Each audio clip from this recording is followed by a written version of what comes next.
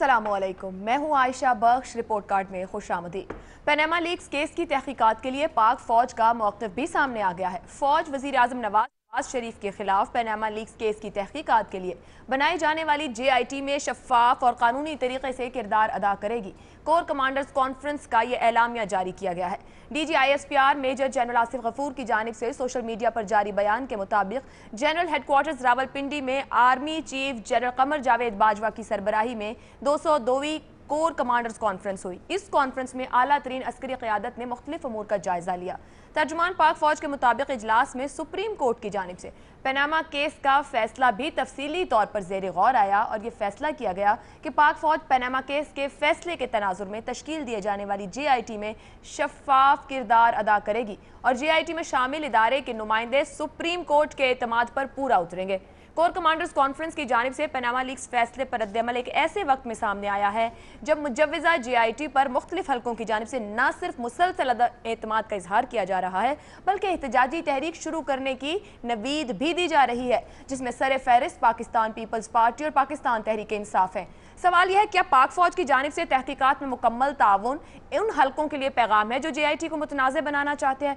क्या इस बयान के बाद मुजव्वज़ा JIT पर एतमाद करने की राह हमवार होना मुमकिन है? और सबसे अहम सवाल ये कि कोर कमांडर्स कॉन्फ्रेंस के दो टोक पैगाम के बाद अब क्या होगा? क्या पनामा केस अपने लॉजिकल अंजाम पहुंच पाएगा? इसी मामले पर रिपोर्ट कार्ड के पहले हिस्से में बात करेंगे। पैनल में हमारे साथ हैं लाहौर से वीडियो लिंक पर हसन निसार, कराची से मजहर अब्बास, इस्लामाबाद स्टूडियो से मारवी सरमद और शहजाद चौधरी, लाहौर स्टूडियो में इम्तियाज आलम और मुनीब फारूक साहब। रिपोर्ट कार्ड का पहला सवाल आप सबके लिए इस तरह से, JIT के हवाले से फौज का बयान, पनामा तफ्तीश पर क्या असर पड़ेगा? फोरम ओपन रखेंगे, हम कोई ऑप्शन इस पर आपको दे रहे हैं, आप ऑप्शंस देंगे। पनामा तफ्तीश पर क्या असर पड़ेगा, ये जो बयान सामने आया, इसके बाद जो ऑप्शन आप देना चाहें, जिस रुख पर आप देखते हैं मामला आगे बढ़ेगा। शहजाद चौधरी साहब। देखिए, पहली बात तो ये है कि ये JIT जो है ये फ़ौज की JIT नहीं है, ये तो सुप्रीम कोर्ट ने JIT बनाई है। दूसरा ये कि ये इस सुप्रीम कोर्ट की ज़िम्मेदारी है कि वो लॉजिकल कंक्लूजन तक इस मामले को लेके जाए, फ़ौज की ज़िम्मेदारी में ये हरगिज़ नहीं आता। तीसरा, JIT के लिए अगर रिप्रेजेंटेटिव्स मांगे तो सुप्रीम कोर्ट ने मांगे या फिर हुकूमत वक्त उनको ऑर्डर कर सकती है। कभी रेंजर्स को 147 के नीचे कराची भेज सकती है, 245 के नीचे इस्लामाबाद में लगा सकती है, या किसी और जगह अगर जंग छिड़ जाए तो हुक्म दे सकती है कि जाके जंग लड़ें वहाँ पे बॉर्डर्स के ऊपर। ये मेरा ख्याल है फ़ौज के वो अवामिल हैं। अब फ़ौज ने उनको डिस्कस किया होगा, अगर आज की कोर कमांडर्स कॉन्फ्रेंस में, इसलिए उसका रेफरेंस है। तो ये सोचिए थोड़ी देर के लिए कि फ़ौज क्या चाहती है, क्या वो नवाज़ शरीफ की हुकूमत के ख़िलाफ़ है या इसके फेवर में है। मेरा ख्याल है फ़ौज तो कोई भी सूरत नहीं ले सकती, कोई भी साइड नहीं ले सकती। फ़ौज का सिर्फ और सिर्फ इंटरेस्ट ये है कि पॉलिटिकल स्टेबिलिटी जारी रहे, मुल्क में स्टेबिलिटी रहे, ताकि वो जितना बड़ा महाज जंग का खोल के बैठे हैं उसको वो बखूबी अपने तौर पर लड़ सकें और उससे अपने नंबर आजमा हो सकें। ये तो हमारे आगे से मुख्तलिफ पैराए हैं जिसके अंदर कि हम उसके रोल को या उसके एक लेफ्टिनेंट कर्नल या जो भी कर्नल आएगा उसके अंदर उसके रोल को देखेंगे। देखिए, फ़ौज के अंदर लेफ्टिनेंट कर्नल या कर्नल जो कि ग्रेड 19 का आदमी होता है, अगर ग्रेड 20 का आदमी इस JIT को हेड करेगा तो इधर से ग्रेड 19 का ही आदमी आएगा, 18 का नहीं आएगा। अब अगर 19 का आदमी आता है तो वो तो फ़ौज में भी बेचारा अपनी आवाज़ सुनाने के लिए कोई थोड़ी सी मुश्किल उसको पेश आती है। तो मेरा ख्याल है कि वही रोल होगा जो कि SCCP के नुमाइंदे का होगा या किसी और का होगा। तीसरी बात, इन लोगों के पास कौन सी ऐसी ख़ास काबिलियत है जो कि वो वाइट कॉलर क्राइम या फाइनेंशियल जो फिस्कल क्राइम्स हैं उसको आइडेंटिफाई कर सके, कौन सी फोरेंसिक कैपेसिटी और कैपेबिलिटी है जिसको वो हैंडल कर सके? नहीं कर सकते। मेरी अपनी नज़र में इनको शामिल करना नहीं चाहिए था और ना ही इस पैगाम से किसी को कोई उम्मीदें लगानी चाहिए, ना ही उनको एविडेंस निकालना, एविडेंस देना हुकूमत या नवाज शरीफ फैमिली का काम है। उन्होंने उसको एविडेंस प्रोवाइड करना है, JIT को देना है, JIT लेके सुप्रीम कोर्ट के पास जाएगी। फ़ौज का सिर्फ उस हद तक रोल है कि उसको कहा गया है कि अपना एक नुमाइंदा भिजवा दीजिए। मेरा ख्याल है इससे आगे इसके ऊपर किसी किस्म की बहस बेमानी हो जाती है। आप कह रहे हैं कोई असर नहीं होगा, जिस तरह बाकी नुमाइंदे काम करेंगे उसी तरीके से काम करेगा? जी एब्सोल्युटली ठीक। मारवी सरमद साहिबा। शुक्रिया आयशा।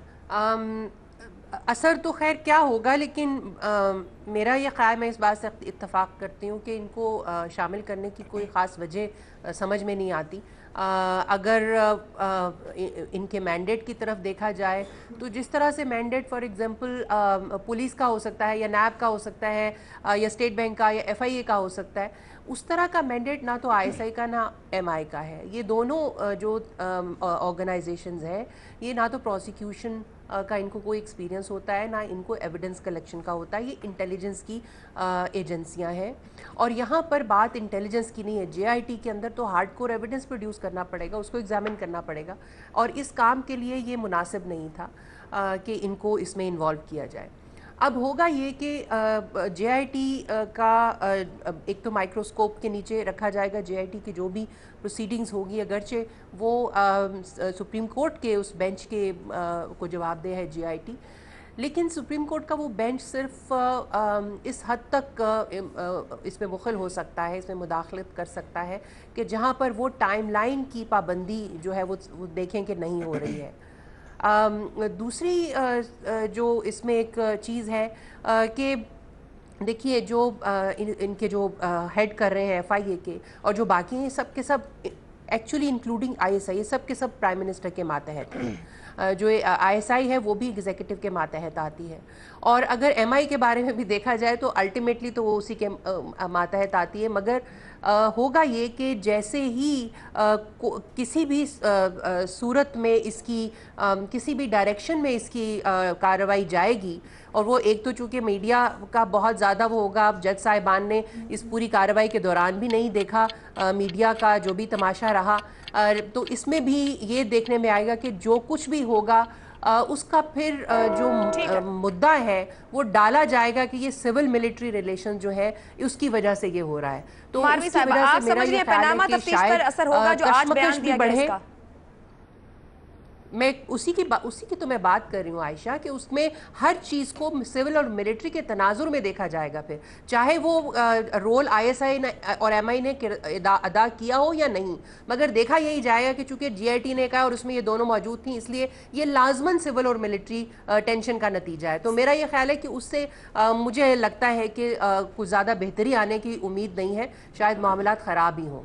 सिविल मिलिट्री टेंशन हो सकती है और मामलात ख़राब हो सकते हैं। हसन निसार साहब, ये जो बयान आज दिया गया फौज की तरफ से, क्या यकीन दहानी कराई गई जो मुख्तलिफ सियासी जमातों की जानिब से आवाज़ें भी उठाई जा रही हैं, इसका कोई असर होगा पनामा केस की तफ्तीश पर? ऐसे मौक़ों पे इस तरह के रस्मी बयान दिए जाते हैं, मुझे समझ नहीं आती कि फ़कत एक बयान से तफ्तीश पर असर पड़ने को वैल्यूएट करने की अकल मुझ में तो नहीं है। बाकी आपको शहजाद साहब तफसील बता चुके हैं, कुछ रही सही कसर अपना मारवी ने पूरी कर दी है, इसमें मैं क्या कमेंट करूं। आप समझ रहे हैं पनामा केस लॉजिकल एंड की तरफ जाएगा जिस तरीके से JIT बनाई गई है, तमाम इदारों से नुमाइंदे शामिल किए गए हैं? उम्मीद की जा सकती है, जाना चाहिए। अब जाएगी नहीं जाएगी तो इस तरह की ये मामू वगैरह से रब्ता करें आप। हसन निसार साहब भी उसी बात के साथ जा रहे हैं कि एक बयान से नहीं कहा जा सकता और कोई असर दिखाई नहीं, लेकिन उम्मीद की जानी चाहिए कि अपने अख्तिताम पर जाएगा। मुनीर फारूक साहब, रस्मी बयान दिया गया है या जिस तरह की पॉलिटिकल आवाज़ें आना शुरू हो गई, इस JIT को भी तस्लीम नहीं किया जा रहा, फिर एतराज़ात उठाए गए, रिश्तेदारियों तक भी बात चली गई, आप समझते हैं कि JIT बनेगी और मामला उस तरफ जाएगा, तफ्तीश आगे बढ़ेगी? ये जो बयान फौज की तरफ से, इसकी ज़रूरत थी या नहीं थी? बिस्मिल्लाहिर्रहमानिर्रहीम। देखिए, दो तीन चीज़ें बहुत अहम हैं। सबसे पहले तो बात यह है कि आजकल सिविल मिलिट्री रिलेशंस के अंदर माहौल क्या है। एज़ वी स्पीक कोई फ्रिक्शन का माहौल नज़र नहीं आता, ख़ास तौर पे जब से जनरल कमर जावेद बाजवा साहब फ़ौज के सरबराह बने हैं। एक तो बात यह कि फ्रिक्शन नहीं है, दूसरी बात यह है कि इस JIT के अंदर MI और ISI के रिप्रेजेंटेटिव्स को शामिल करना, उनके मेंबर्स को शामिल करना with due respect to other institutions, थोड़ा सा इस JIT की क्रेडिबिलिटी को बढ़ाने और इसकी सैंक्टिटी को इंश्योर करने के लिए शायद सुप्रीम कोर्ट ने इन रिप्रेजेंटेटिव्स को शामिल किया है। ऑल्दो मैं इससे एग्री करता हूँ कि एविडेंस कलेक्ट करना या वाइट कॉलर क्राइम को इन्वेस्टिगेट करना, ये मेरे ख्याल में ISI या MI का मैंडेट नहीं है। वो और बहुत से कामों में उलझे होते हैं, मेरा नहीं ख्याल कि उसके अंदर कितना इफेक्टिवली रोल प्ले कर पाएंगे। ऑल्दो मैं तो ये भी कहूँगा कि 60 दिन के अंदर जितने भी रिप्रेजेंटेटिव्स मौजूद हैं इसके अंदर, बड़ा मुश्किल होगा, इट्स एन अपहिल टास्क कि आप वो एसरटेन कर पाएँ जो कि पिछले 10-11 महीनों में कोर्ट के सामने नहीं एसरटेन हो पाया। ऑल्दो 12-13 सवालात सामने आ गए हैं, लेकिन बड़ा मुश्किल होगा, बड़ा टीडियस टास्क होगा, और बहुत सारे जो मालूमात है वो मुल्क के बाहर से आनी है, वो कितनी आसानी से आ सकेगी, 60 दिन के बाद क्या कोई कंक्लूसिव रिपोर्ट आ पाएगी, ये भी अभी तक एक बहुत बड़ा सवालिया निशान है। मुझे कोई शक नहीं है क्रेडिबिलिटी के ऊपर, जितने भी लोग इसके अंदर मौजूद मेंबरान शामिल होंगे, लेकिन काम बहुत मुश्किल है। इस बयान से आप ये कह सकते हैं कि सिर्फ एक एश्योरेंस है टू द सुप्रीम कोर्ट के जो मैंडेट दिया, जो काम सौंपा गया है उसको बतरीके एहसन निभाया जाएगा। मेरा नहीं ख्याल कि इस बयान को बहुत सीरियसली लेना चाहिए या इससे कोई बहुत कोई मानी अख्ज़ करने चाहिए। मैं समझता हूँ कि जितना ये बयान है इसको उसी पैराए में एवेल्युएट करना चाहिए। ऑप्शन कोई दिया आपने? जी, मैं ये समझता हूँ कि ये एक जिस तरह हसन निसार साहब ने कहा, एक रस्मी बयान ज़रूर है, लेकिन इसका ऑल्दो बहुत बड़ा असर नहीं पड़ेगा आने वाली JIT के ऊपर। लेकिन हाँ, ये बात ज़रूर है कि इन मेंबर्स की शमूलियत इसलिए इंश्योर की गई है ताकि JIT की अहमियत बनी रहे, उसकी इज्जत बनी रहे। JIT की अहमियत बनी रहे, इज्जत बनी रहे, क्रेडिबिलिटी रहे, लेकिन असर कोई नहीं दिखाई देगा। इम्तियाज़ आलम साहब, पनामा तफ्तीश पर कोई असर होगा? तनाज़ात से निकल आएगा? मामला आखिर की जानिब बढ़ेगा? देखिए, इस बयान से लगता ये है कि फ़ौज ने अपना वज़न JIT के पलड़े में डाला है। जब से JIT का ऐलान हुआ, सुप्रीम कोर्ट के फैसले में आया, तब से चेमगोइयाँ, बहस मुबाहिसे शुरू हो रहे थे, हो रहे हैं, चल रहे हैं। और ये कहा जा रहा था कैसे 19-20 ग्रेड का अफसर वज़ीर आज़म की तफ्तीश कर सकेगा। दुनिया भर में होती है, हमने अमरीकी सदूर की देखी है होती हुई मुआखज़ा, हमने इटली और दूसरे यूरोपियन ममालिक में वज़ीर आज़म की तफ्तीश होते देखी है और प्रोसिक्यूटर्स के हाथ देखी है। लेकिन जब जॉइंट, अब मसला ये है कि आप आर्बिट्रेशन के लिए फैसले के जाते हैं पाकिस्तान की सबसे बड़ी अदालत में, अदालत उस्मा में, और आप उस पर मुकम्मल एतमाद और ईमान का इजहार करते हैं। उसके फैसले पर आप मिठाइयाँ भी बांटते हैं, खूब बगले बजाते हैं, लेकिन साथ ही जो वो फैसला करते हैं उसमें आप कीड़े निकालने शुरू कर देते हैं। आप कमीशन बनाने के लिए तैयार नहीं थे इमरान खान, हमें सबको मालूम है। जस्टिस जमाली ने, अनवर ज़हीर जमाली ने कहा कि भाई आप कमीशन बना लें, हम बना देते हैं कमीशन, हुकूमत का बनाया कमीशन आप कबूल नहीं, हम बना देते हैं, लेकिन नहीं माने। दौरान कार्रवाई अज़मत सईद, जस्टिस अज़मत सईद ने कहा, अपने फैसले में भी लिखा है उन्होंने, कि हमने कहा कि भाई कमीशन की तरफ चलते हैं, क्योंकि 184(3) के तहत ये अदालत आलिया ट्रायल कोर्ट में नहीं बदल सकती थी और ना उसका बहुत दायरा फैला सकती थी। अब ये वैसे भी लोगों ने ये भी कहा कि जी इसमें उन्होंने तो एजेंसियों की नुमाइंदगी में भी जोर दिया, एतराज़ किया। बहुत अच्छा होता, मैं सवाल नहीं उठा रहा, सुप्रीम कोर्ट ने गिवन हालात में बहुत अच्छा फैसला किया और मैं समझता हूँ कि उससे मसले का एक रास्ता निकला है हल करने का। लेकिन जब जॉइंट इन्वेस्टिगेशन टीम बनाई गई तो इसमें चाहिए आपको दुनिया के टॉप मोस्ट ऑडिटर्स, इसमें चाहिए वाइट कॉलर क्राइम के एक्सपर्ट्स, इसमें चाहिए फोरेंसिक ऑडिट के एक्सपर्ट्स, इसमें चाहिए पुलिस इन्वेस्टिगेटर्स, इसमें चाहिए आपको FBI के इंटेलिजेंस यूनिट में, मैं जानता हूँ एक कमिश्नर साहब को, वो बड़े ज़ेर एहताब भी रहे, वो बड़े बड़े इस तरह की तफ्तीशें करते रहे, बड़े रास अफसर हैं। ये सिंध के IG पुलिस, जिन पे बड़ा आजकल पूरी कौम उन पर फख्र कर रही है, वो भी हो सकते थे, लेकिन अब बन गई है। अब इसका फैसला, इसकी अपॉइंटिंग अथॉरिटी सुप्रीम कोर्ट का बेंच है, उन्होंने फाइनल करना है जो नाम आएंगे।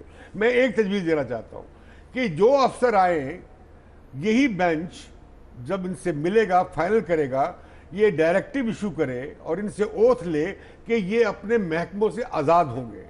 ये अपने महकमे के FIA का जो DG है या एहसाब ब्यूरो का जो चेयरमैन है या फौज का बड़ा अफसर जो है, उन्हें डायरेक्ट नहीं कर सकता। अब आप वो आज़ाद हो और खुद मुख्तार हो। तफ्तीश पर असर देख रहे हैं या नहीं देख रहे हैं? ये बयान एक सरसरी मेरा ख्याल है कि ये बयान अच्छा इस हिसाब से है, मुझे इत्तफाक नहीं है MI को, मुझे इत्तफाक नहीं है इस तरह के केसेस में MI और ISI को शामिल करने का। उनका बहुत अपना बड़ी और मसरूफियात अहम है, ये उनका मैदान नहीं है। लेकिन जब वो हो गए और सुप्रीम कोर्ट ने फैसला कर दिया तो इतराज़ की गुंजाइश नहीं रहती।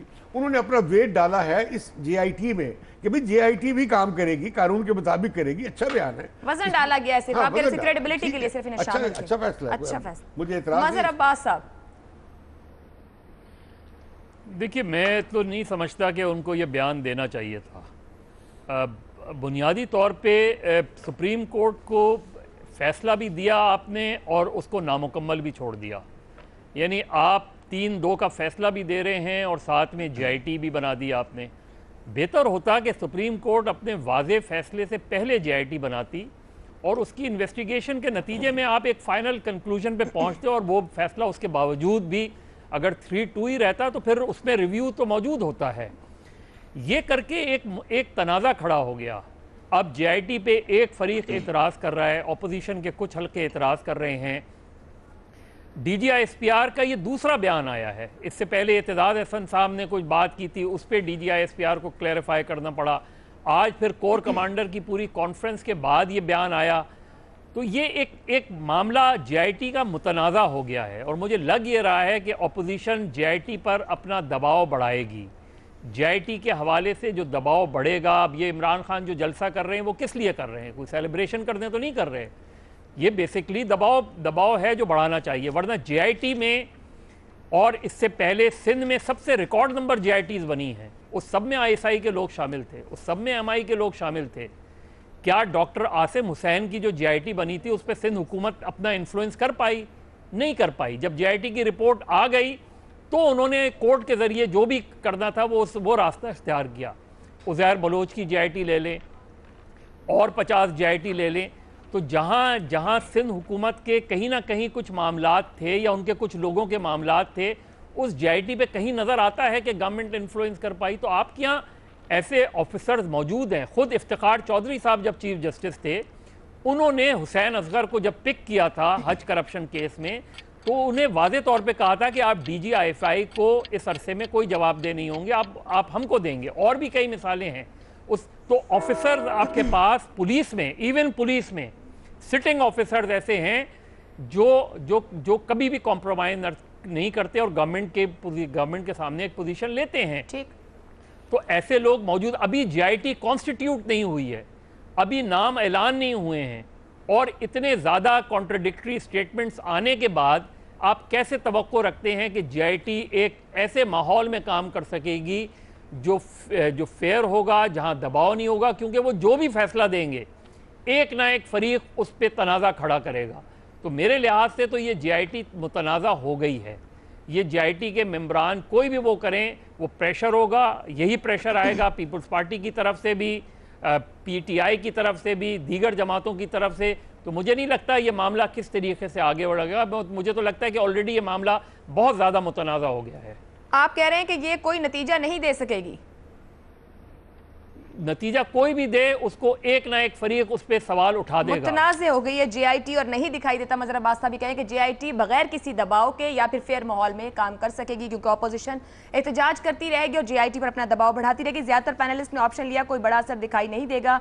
जो बयान दिया गया, यानी कि वेटेज डालने के लिए इस कमेटी को या इसकी क्रेडिबिलिटी को बढ़ाने के लिए, ज़्यादातर पैनलिस्ट कहते हैं कोई असर नहीं होगा। मारवी सरमद साहब ने सिविल मिलिट्री तनाव की बात कर, मज़हर साहब ने JIT के मुतनाज़े होने की बात किया है। ब्रेक पे जाएंगे, ब्रेक से वापस आएंगे तो बात करेंगे जजिस के इख्तिलाफी नोट मुतनाज़े ना बनाया जाए, चीफ जस्टिस का यह बयान और पैनल की राय। एक ब्रेक के बाद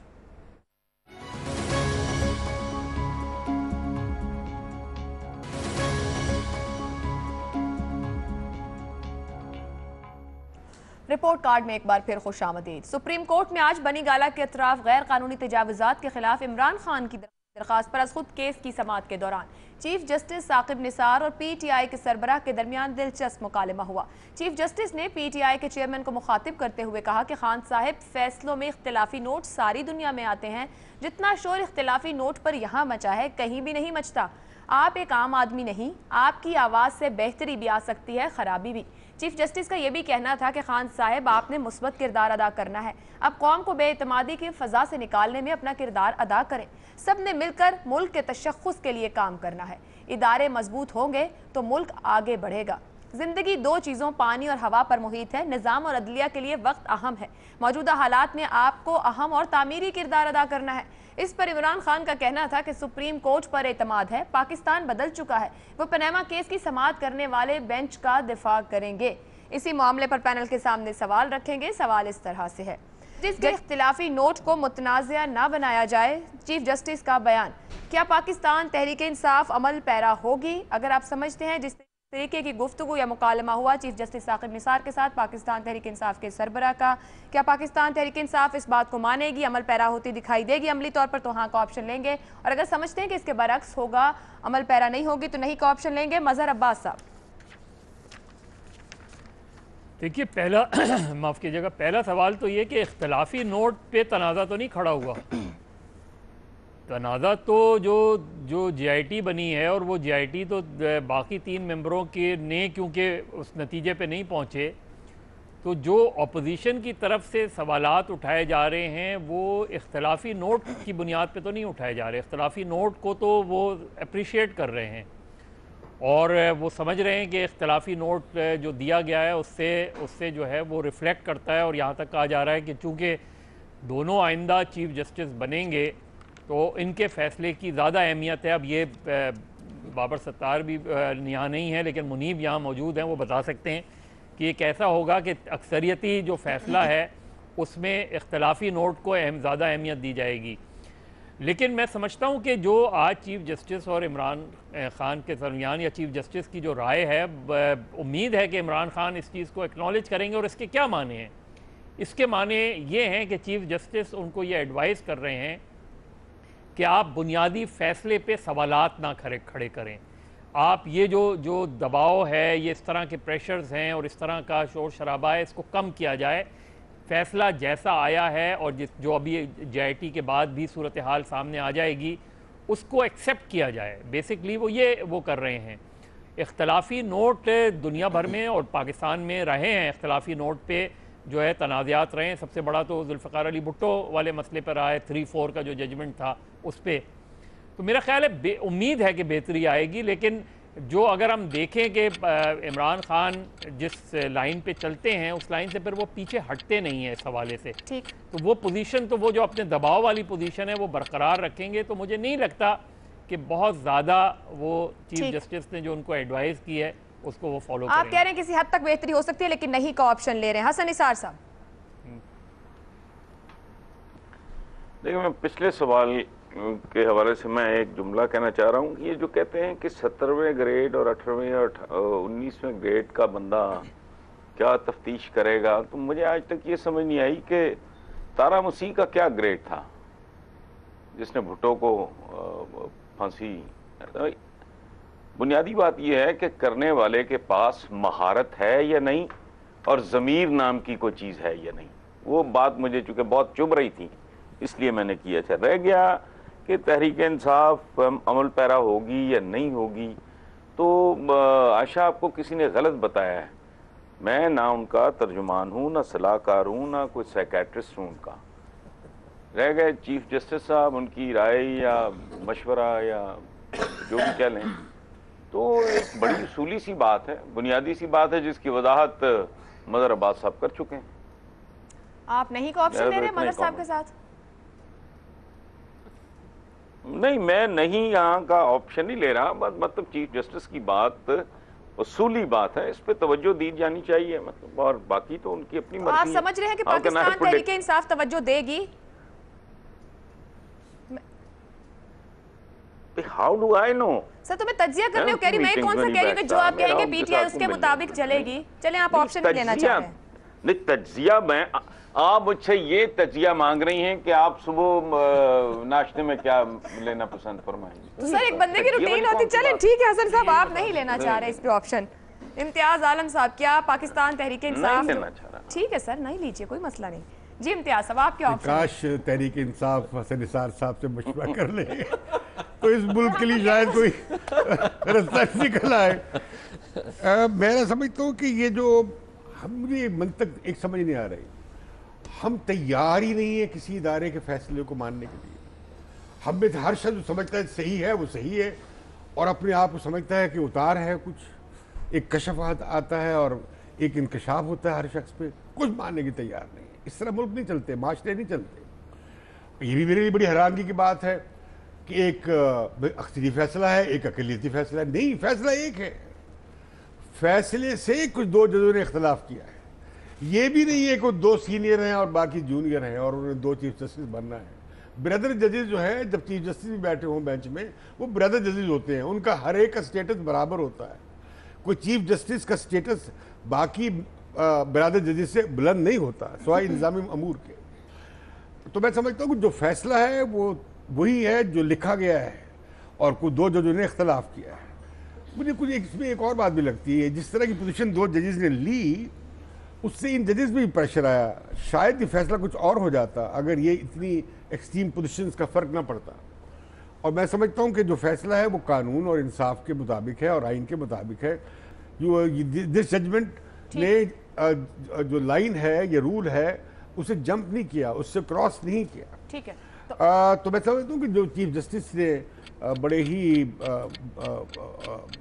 मोहब्बत से इमरान खान को जो मशवरा दिया है, कहा है, वो साहिब है और उन्हें एहतराम करना चाहिए। मोहब्बत भरा मशवरा मान लेंगे? नहीं, हाँ, मेरा ख्याल है कि ये इस मुल्क में जितनी सियासी तकसीम हो गई है, नहीं का ऑप्शन अब कुछ लोग 2 जजों की तस्वीर उठा के फिरेंगे, कोई 3 जजों की तस्वीर उठा आप के नहीं का ऑप्शन ले रहे हैं। ब्रेक पे जाएंगे, ब्रेक से वापस आएंगे। मालवी सरमद, मुनीब फारूक चौधरी क्या राय रखते हैं कि मोहब्बत भरा मशवरा चीफ जस्टिस का माना जाएगा या नहीं, जानिए इस ब्रेक के बाद।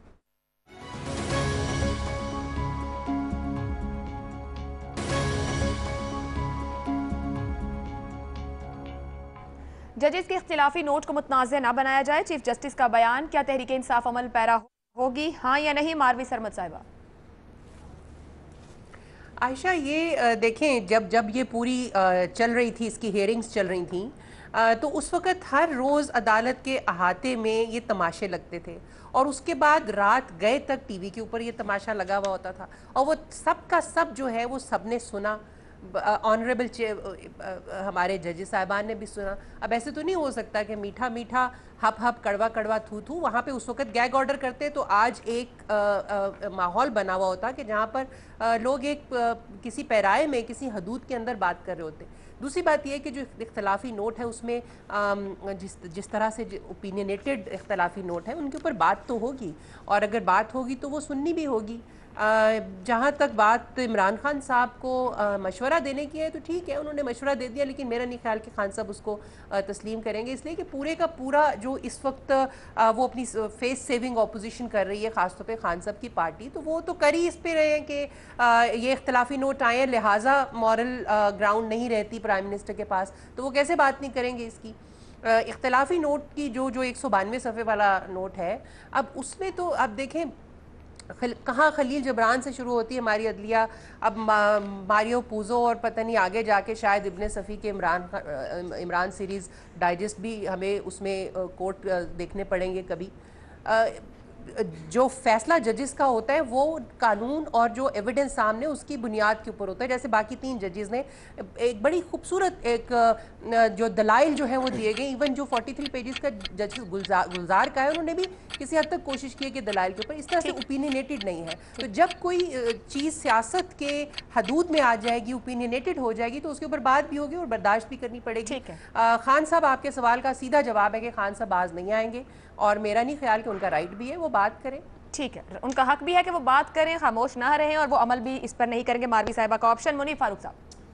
देखिए, मेरा जवाब तो आप पहले लिख लीजिए, ना।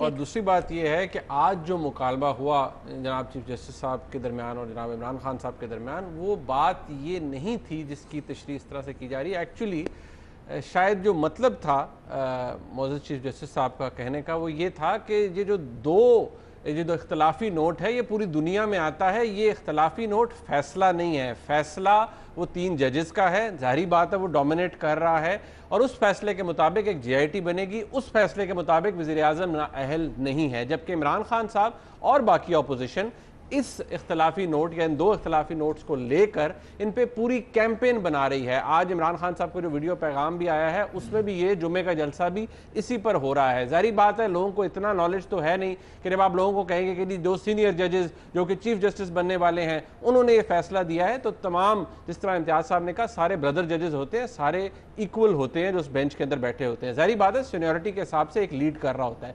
लेकिन 2 जजेस का फैसला अकलियती है, उसके ऊपर पॉलिटिकल कैंपेन हो रही है। शायद जो शोर मच रहा है और जिस तरह से कहा जा रहा है कि वज़ीर-ए-आज़म नाअहल हो गए और एक पूरा कैंपेन बन गई है, उसकी तरफ टेसिटली इशारा करते हुए चीफ जस्टिस साहब ने कहा है कि इतना शोर जो मच गया है वो मतलब एक बड़ी ऑब्वियस सी बात है कि शायद दुरुस्त तासर उससे नहीं मिल रहा, और उससे जो बाकी जजेस हैं उनके खिलाफ भी शायद कोई कैंपेन आ रही है। जिस तरह आपने देखा आसिफ जरदारी साहब ने कहा कि उन्होंने कंडेम किया इस जजमेंट को और बहुत सी बातें की, 2 जजेस को सलाम पेश किया। तो ये जो इख्तलाफी नोट है इसके ऊपर मेयर जो पॉलिटिकल कैंपेन है सियासत की जाए ना की जाए, ये मैसेज था जो गालिबन चीफ जस्टिस साहब देना चाह रहे हैं। शहजाद चौधरी साहब, देखिए अभी तो पहले सवाल में उसी फैसले के एक ज़िमनी हिस्से को जीआईटी की शक्ल में हमने उधेड़ के रख दिया, तो हम इमरान खान से कैसे तवक्को करें कि इमरान खान नहीं उधेड़ेंगे उन फैसलों को। दूसरी बात, जो भी फैसले लिखे जाते हैं वो तो तारीख़ का हिस्सा बन जाते हैं, और तारीख़ उनके ऊपर उनको एवेल्यूएट करती है, उसके ऊपर डिस्कशंस करती है, और यही वकला और यही जज उसी तारीख़ी फ़ैसलों से और उसकी नज़ीरें लेके उसके अगले फ़ैसलों को करते हैं।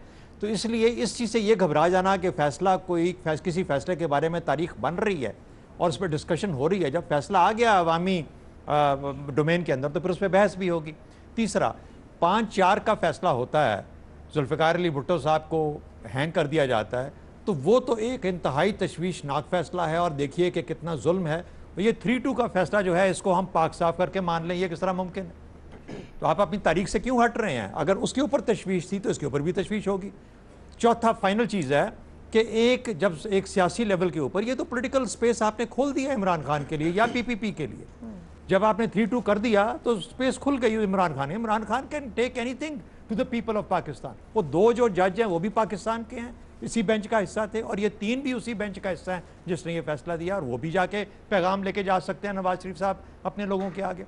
तो इसलिए ये कहना कि इस पर सियासत ना हो, सियासत के ऊपर बहस ना हो, हमारे इस फैसले के ऊपर बहस ना हो, मुकम्मल तौर पर गलत है। और इमरान खान को ना सिर्फ कि वो इस पर एक्ट नहीं करेंगे, उनको हरगिज़ इस पर एक्ट नहीं करना चाहिए। आप ऑप्शन ले रहे हैं हाँ का? जी मैं कह रहा हूँ नहीं करना चाहिए, एक्ट नहीं करना चाहिए। चीफ जस्टिस साहब के जो वो नहीं का ही ऑप्शन ले रहे हैं, लेकिन शहजाद चौधरी साहब ये लॉजिक सामने रख रहे हैं जो मारवी साहिबा ने बात की कि वो जरूर बात करेंगे और करनी भी चाहिए इस पे, लेकिन नहीं का ऑप्शन देंगे। वही बात यहाँ पर शहजाद चौधरी साहब कर रहे हैं, इनके पास अगर 2 जजों का फैसला है तो दूसरी जमात के पास 3 जजों का, ये अपनी बात को ले जा सकते हैं पाकिस्तान के लोगों के पास, जिस तरह चाहें वो उस फैसले पर बात कर सकते हैं। हमारे सवाल के जवाब में 5 पैनलिस्ट की जानिब से मुत्तफ़क़ा तौर पर नहीं का ऑप्शन लिया गया है कि इस पर पाकिस्तान तहरीक इंसाफ अमल पैरा नहीं होगी। हसन निसार साहब ने कोई ऑप्शन नहीं लिया। आज का प्रोग्राम आपने देखा, अपना फीडबैक हमें भेज सकते हैं। मुझे इजाज़त दीजिएगा, अल्लाह।